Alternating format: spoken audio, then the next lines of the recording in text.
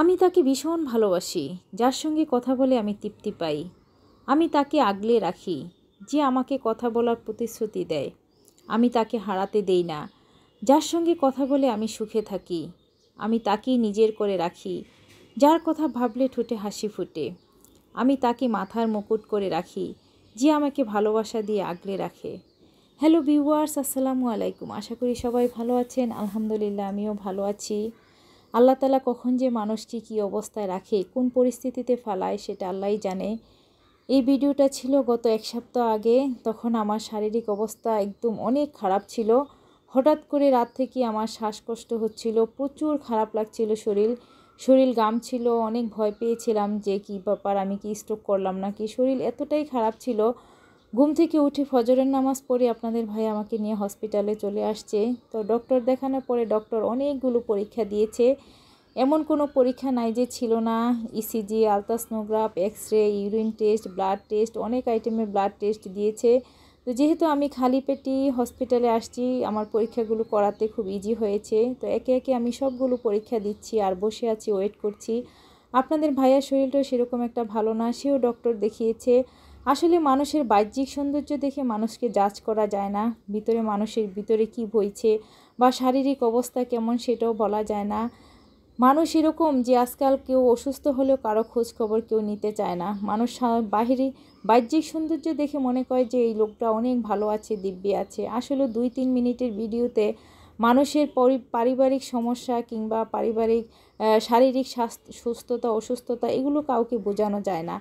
এটা একটা এমন প্ল্যাটফর্ম, এখানে আমরা আসলে 2-3 মিনিট আমাদের ভালো কিছু শেয়ার করার চেষ্টা করি। পার্সোনাল লাইফ আসলে কেউ এত বেশি শেয়ার করে না। যেখানে যতটুকু সম্ভব অতটুকুই কাট করে আমরা শেয়ার করি। তারপরেও আসলে ভালো আছি কি ভালো নাই সেটা তো সব সময় বলা যায় না। এটা একটা বিনোদনের জায়গা। তারপরে আমার ডেইলি লাইফ ব্লগ যেহেতু, সেখানে আমি একটু একটু করে সব কিছু আমার ভালো লাগা, খারাপ লাগা, হাসি, কান্না সব কিছু শেয়ার করি। গত কয়েকদিন আগে বলেছিলাম না, আমার একটা ভাই আমাদের ছেড়ে চলে গিয়েছে। ওর জন্য মানসিকভাবে অনেকটাই ভেঙে পড়েছিলাম, অনেক ডিপ্রেশনে ছিলাম। যেহেতু আমার সমবয়সী, আমি মানতেও পারছি না, আজও মানতে পারি না যে ও আমাদের মাঝে নেই।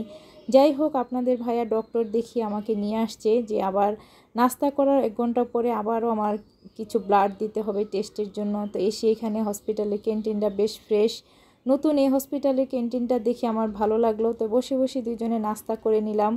যেহেতু আমি চা পছন্দ করি, চা খোর, তো আপনাদের ভাইয়া চাও নিয়ে নিয়েছে। আমি আসলে বাহিরের চা সেরকম একটা কখনোই পছন্দ করি না, কারণ আমার বাসার চার মতো আর কোথাও এরকম মজার চা আমি পাই না। তারপরও নাস্তার পরে চা খেয়ে নিলাম। আমার চেহারা দেখে বুঝতেই পারছেন যে সারা রাতও আমি ঘুমাতে পারিনি, আমার প্রচুর শ্বাসকষ্ট হচ্ছিল। এখানে এসে ইসিজি করিয়েছি, আরও পরীক্ষা করেছি, পরীক্ষার রিপোর্ট, এক্স-রে আর ইসিজি রিপোর্টটা হাতে নিয়েছি। ডক্টর দেখিয়েছি, ডক্টর বলছে যে একটু সমস্যা আছে হার্টে, তারপরেও বাকি টেস্টগুলো নিয়ে তারপরের দিন আমাকে যেতে বলেছে। দোয়া করবেন আমার জন্য সবাই, যেন ভালো থাকতে পারি, আপনাদের ভাইয়া যেন সুস্থ থাকতে পারে, আমার পরিবারটা যেন ভালো থাকতে পারে। মানুষ এরকম হয়ে গিয়েছে, কারো আসলে প্রতিবেশী তো দূরের কথা, আত্মীয় স্বজন কেউ কারো খোঁজই এখন রাখছে না। যার মতো করে যে যার মতো করে সে ভালো থাকার চেষ্টা করে। কারো খোঁজ নিলে হয়তো কারো কোনো কিছু ক্ষতি হয়ে যাবে এমন মনোভাব নিয়ে আসলে মানুষ থাকে। কারো অসুস্থতা সুস্থতার নিজেদেরকেও কারোটা শেয়ার করে না, কারোটা জানারও চেষ্টা করে না। টাকা মানুষ কি এমন অমানুষ করে তোলে